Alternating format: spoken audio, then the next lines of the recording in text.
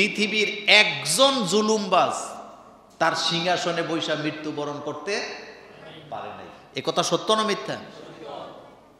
একজনও না, একজনও না। ফেরাউন রে মারছে আল্লাহ নীল নদীতে চুবাইয়া চুবাইয়া, নমরুদ্দারে মারছে আল্লাহ জুতা পিটা করে। এগুলি কোরআনে আছে না নাই? একটা মানুষ মৃত্যুর আগে জুতার পিঠা খাইতে খাইতে মরছে, এটা কি ইজ্জতের মৃত্যু না লাঞ্ছনার মৃত্যু? এই যে সমাজে দুর্বল মানুষের উপর অত্যাচার করে, সন্ত্রাসী করে, চাঁদাবাজি করে, একজন চাঁদাবাজ সন্ত্রাসী ডাকাইতের মৃত্যু ভালো মৃত্যু হয় নাই, অতীতেও হয় নাই, ভবিষ্যতেও হওয়ার কোনো সম্ভাবনা। দিবালোকে পাবলিক প্লেসে শত শত মানুষের সামনে যারা হত্যা করে, যারা অন্যের স্ত্রীকে বিধবা বানায়, অন্যের নাবালক বাচ্চাকে যারা এতিম বানায়, যাকে হত্যা করছে তার জন্য দুনিয়া দোয়া করছে, মোমেনেরা তার জন্য চোখের পানি ফেলছে, মানুষের সমবেদনা ছিল, তার লাশটাকে গোসল করাইয়া জানাজা দিয়া আল্লাহর কাছে তার জন্য ক্ষমা প্রার্থনা করছে। কিন্তু যারা হত্যা করে, যারা ডাকাইতি করে, মানুষের উপরে জুলুম করে, তাদের অধিকাংশ ক্ষেত্রে জানাজাও নসিব হয় না, এমনকি তার লাশটাও খুঁজে পাওয়া যায় না। আল্লাহর সিদ্ধান্ত বড় ভয়ানক। এই ঘটনা বাংলাদেশেও আছে না? না। ছোটবেলা আব্বার কাছে গল্প শুনছিলাম, আমাদের এলাকায় চোরদের একটা দল ছিল। মনোযোগ আছে আপনাদের? মানুষের বাড়িতে চুরি করত, মানুষের সম্পদ লুণ্ঠন করত। একসাথে 7 জনের লাশ পাওয়া গেছে চোরদের, ঠিক মতো তাদের জানাজাও দেয় নাই কেউ। বিচারটা কার বলেন তো?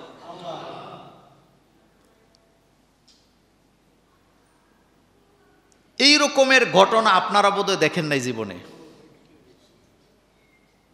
ভালো মৃত্যু চাই না খারাপ মৃত্যু চাই? আমি তো আমার জীবনটাকে এমন ভাবে ঘটতে চাই, আমি মারা গেলে যেন সবাই আমার জানাজায় আসে।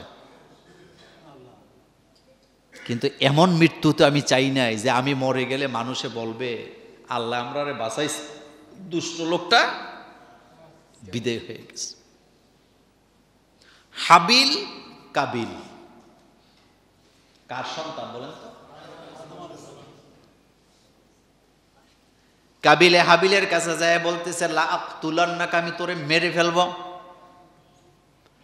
হাবিব তখন বলতেছে ইন্নী আখাফুল্লাহ, বাইরে তুই যদি আমাকে মারস আমি কিন্তু তোরে মারব না, কারণ আমি ভয় পাই কাকে? আমি তো আমার আল্লাহকে ভয় পাই। তুই আমার উপরে জুলুম করবি, আমি করব না।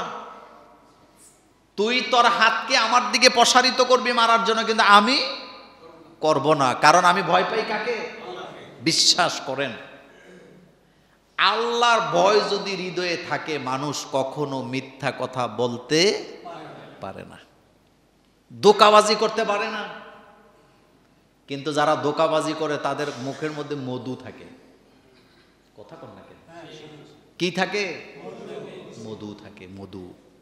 মালাকুল মউত যদি কারো সামনে আসেন, পৃথিবীর সমস্ত মানুষ যদি ঢাল তরবারি নিয়ে দাঁড়ায়, আজরাইলের হাত থেকে আমাকে আপনাকে কি রক্ষা করতে পারবে? পারবে না। আপনি পীর হন, সাধারণ মানুষ হন, আপনি নেকি হন, বদকার হন, যেই হন না কেন, এমনকি পৃথিবীতে যত নবীর আগমন ঘটেছেন, মালাকুল মউত যখন আসছেন নবীদেরকেও সময় দেওয়া হয় নাই। হযরত সুলাইমান আলাইহিস সালাম,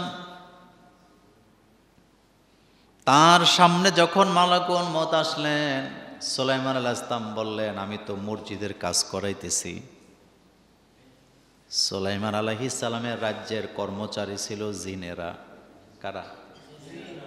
জিনেরা। তিনি বললেন জিন তো কারো কথা শুনবে না, আমি যদি ইন্তেকাল করি জিনেরা কাজ করা বন্ধ করে দিবে। আমি নবী হিসাবে আমাকে কিছু সময় দেওয়া যায় কি না? মালাকুল মউত হজরতে সুলাইমান আলাইহিস সালামকে বললেন, যতটুকু কাজ আপনার দ্বারা হয়েছে সেটা আপনার দায়িত্বে ছিল। আপনি এন্তেকালের পরেও মসজিদের কাজ বন্ধ হবে না, তবে কাজটা কিভাবে চলবে সেই দায়িত্ব আপনার নয়, সেই দায়িত্ব হচ্ছে আল্লাহ। আল্লাহ পাক বলেন, আমার সুলাইমান যে ইন্তেকাল করলো আমি জিনদেরকে বুঝতে দেই নাই। হযরতে সুলাইমান আলাইহিস সালাম সিংহাসনের মধ্যে বসা, তার হাতের লাঠিটা তিনি থুতনির নিচে এভাবে ঠেস দিয়ে বসে আছেন, ইন্তেকাল করেছেন, জিনেরা বলতে পারবে না। মসজিদে আকসার কাজ শেষ করে জিনেরা যখন আসছে সুলাইমানের কাছে, জিনদের নেতা আফসোস করে বলতেছে, সুলাইমান তো আজকে ইন্তেকাল করে নাই, সে তো অনেক আগে দুনিয়া থেকে বিদায় হয়ে গেছে।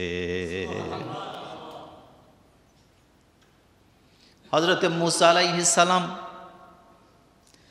ইন্তেকালের সময় মালাকুল মউত আসলেন। মুসা আলাইহিস সালামের এত বেশি জিদ ছিলেন, তিনি যখন রাগ করতেন তার চুলগুলা দাঁড়ায় যেত, পাগড়ি বেদ করে চুলগুলা দাঁড়ায় থাকতো। মালাকুল মউতকে তিনি বললেন, আমি যদি যেতে না চাই তুমি কি করবা? মালাকুল মউত বললেন, এটা আমার দায়িত্ব, আপনাকে জোর করে নিয়ে যাব। হযরতে মুসা আলাইহিস সালাম মালাকুল মউতকে একটা থাপ্পড় দিলেন। কারে থাপ্পড় দিলেন? মালাকুল মউত আল্লাহর কাছে যায় বলেন, আল্লাহ, মুসা রাগ করে আছে, আসতে চায় না, আমাকে থাপ্পড় দিয়েছে। আল্লাহ রাব্বুল আলামিন বললেন, তুমি আবার মুসার কাছে যাও, মুসাকে যায়া বলবাম তার বাগানে একটা গাবি দাঁড়ায় আছে, মুসা যদি দুনিয়াতে থাকতে চায় গাবির পিঠের উপরে এভাবে করে হাত দিবে, হাতের নিচে যতগুলা পশম থাকবে এক একটা পশমের বিনিময়ে আমি আমার মুসাকে 1 বছর করে হায়াত বাড়ায়া দেব। এভাবে করে যদি গাবির পিঠে হাত দেয় কতগুলা পশম তার নিচে থাকবে? মালাকুল মউত এসে বললেন, মুসা, আপনি যদি দুনিয়াতে থাকতে চান আপনাকে অবকাশ দেওয়া হচ্ছে, আপনি থাকতে পারবেন, গাবির পিঠের উপরে হাত দেন, যতগুলো পশম আপনার হাতের নিচে থাকবে আল্লাহ পাক আপনাকে অত বছরের হায়াত বাড়ায় দিবে। মুসা আলাইহিস সালাম বললেন, ও মালাকুল মউত, আমি যদি গাবির পিঠের উপরে হাত দেই, যতগুলো পশম হাতের নিচে থাকবে প্রতি পশমের বিনিময়ে যদি 1 বছর করে আল্লাহ হায়াত আমার বাড়ায়া দেয়, এই হায়াতগুলো তো একদিন শেষ হয়ে যাবে, সেদিন কি আমার মরা লাগবে নাকি? মালাকুল মউত বলেন, হ্যাঁ, সেদিন আর সময় দেওয়া হবে না, সেদিন অবশ্যই মরা লাগবে। মুসা আলাইহিস সালাম কয়, এই হায়াত আমি চাই না, আমি আমার রবের সাথে সাক্ষাৎ করতে চাই।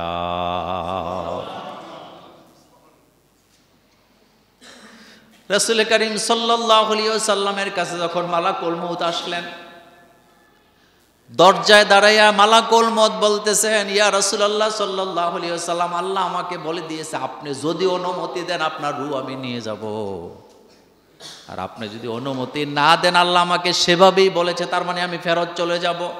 আল্লাহ রাসূল আমার আপনার নবী বলতেছেন, ও মালাকুল মউত, দুনিয়ার আরজালিল উমর অর্থাৎ বুড়া বয়সের কষ্ট আমি চাই না, শরীরে শক্তি থাকা অবস্থায় আমি আমার আল্লাহর সাথে সাক্ষাৎ করতে চাই।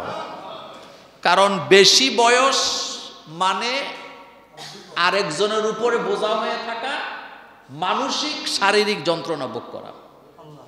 এ কথা সত্য না মিথ্যা? এই জন্য প্রত্যেক নবীর আল্লাহর কাছে দোয়া করছে, আল্লাহ আমার শরীরে শক্তি থাকা অবস্থায় তুমি আমাকে তোমার কাছে নিয়ে যাও।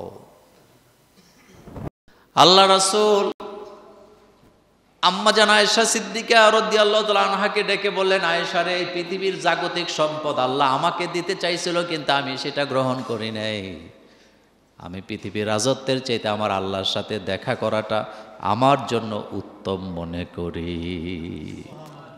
এই জন্য বুদ্ধিমান কখনো হায়াত বাড়াইতে না চায় না, সে চায় কার সাথে দেখা করতে? রবের সাথে। সুবহানাল্লাহ। কার সাথে?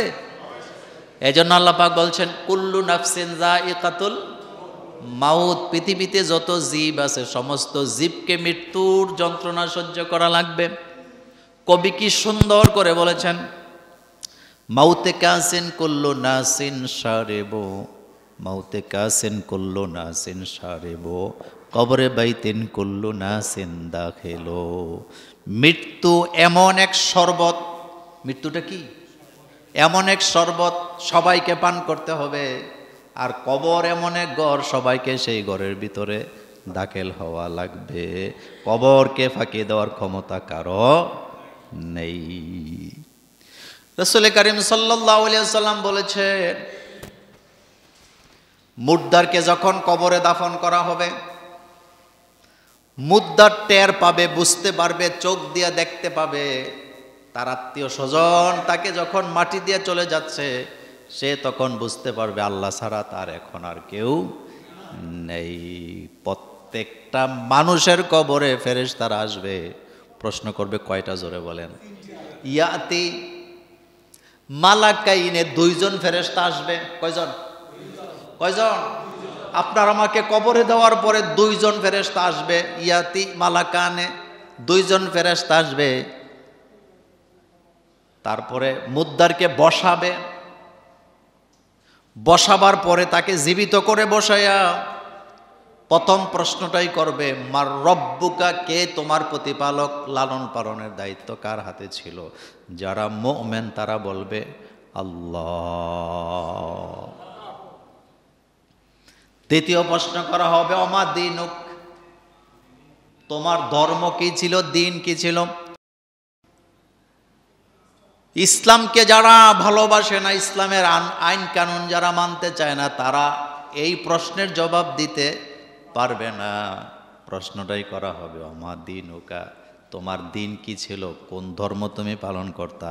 যারা ইসলামকে ভালোবাসতো তারা বলবে আমাদের ইসলাম হলো আমাদের দিন, ইসলামী হলো আমাদের দিন, আমাদের বিধান, আমাদের ধর্ম। 3 নাম্বার প্রশ্ন করা হবে, ওয়ামান হাযা রাজুলুল্লাযী বুইসা ফীকুম, অথবা প্রশ্ন করা হবে ওমান নাবিয়ুকা। দুইটাই হাদিসে আসছে।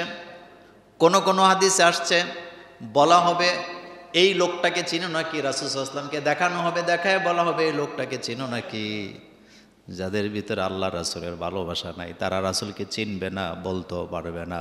কিন্তু যারা রাসূলের আশিক, রাসূলের সুন্নতি জীবন যারা যাপন করেছে, তারা এক বাক্যে বলে দিবে তিনিই তো আমার নবী মুহাম্মদুর রাসূলুল্লাহ সাল্লাল্লাহু আলাইহি ওয়াসাল্লাম। 3টা প্রশ্নের জবাব দেওয়ার সাথে সাথে ফাআফরিশু মিনাল জান্নাহ ওয়া আলবিসু মিনাল জান্নাহ, আল্লাহর নবী বলেন প্রশ্নগুলোর জবাব দেওয়ার সাথে সাথে ফেরেশতারা জান্নাত থেকে বিছানা বিছায় দিবে, জান্নাতের দিকে কবর থেকে জানালা করে দিবে, জান্নাতের খাবার খাওয়াইয়া এমনভাবে ঘুম পাড়াইয়া দিবে, এক ঘুমে কিয়ামত হবে, কিয়ামতের আগে জাগ্রত হবে না।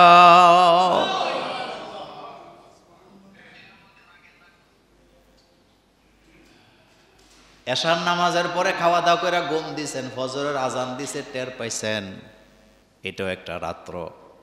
আর এশার নামাজের পরে শুইছেন, ঘুম আসে না, গড়াগড়ি করতেছেন, সারা রাত ঘুম হয় নাই, এটাও একটা রাত্র। বলেন তো কার রাত্রটা বড়? জোরে কর না। যে ঘুমাইছে না তার রাত্র ছোট না বড়? কিন্তু যে ঘুমায় ছিল হেতে কবি একটু আগে না ঘুমাইলাম, আজান দিয়ে দিল। আল্লাহর নবী বলেন এক ঘুমে কিয়ামত হয়ে যাবে। ইসরাফিল যখন সিংহায় ফু দিবে, ঘুম থেকে জাগ্রত হয়ে বলবে এত তাড়াতাড়ি কিয়ামত হয়ে গেল। এক ঘুমে কিয়ামত, এক ঘুমে কিয়ামত। আল্লাহর নবী আরো কি চমৎকার করে বলেছেন, মোমেন বান্দার যখন মৃত্যু হয়, আকাশ থেকে ফেরেশতারা আসেন জান্নাতি পোশাক নিয়া, সুঘ্রাণযুক্ত কাপড় নিয়া ফেরেশতারা আসেন। আর একদল ফেরেশতারা বলে নিশ্চিত আজকে একজন ভালো মানুষের মৃত্যু হবে। আবার যখন কোনো বৎকার ব্যক্তি মারা যায়, জাহান্নামের ফেরেশতারা দুর্গন্ধযুক্ত কাপড় নিয়ে আসে, ফেরেশতারা বলা বলি করে আজকে নিশ্চিত কোনো পাপুষ্টি বান্দার মৃত্যু হবে, যার কারণে দুর্গন্ধে দুনিয়া ছড়ায় গেছে। সুতরাং মৃত্যুর সময়ে বোঝা যাবে লোকটা জান্নাতি না জাহান্নামী। যারা মানুষের উপরে জুলুম করছে, যারা আত্মীয় স্বজনের হক নষ্ট করছে, মিথ্যা ধোঁকাবাজের জীবন যাপন করছে, তাদের মৃত্যু কখনো সুমৃত্যু হবে না, লাঞ্ছনার বঞ্চনার মৃত্যু দিবেন কে?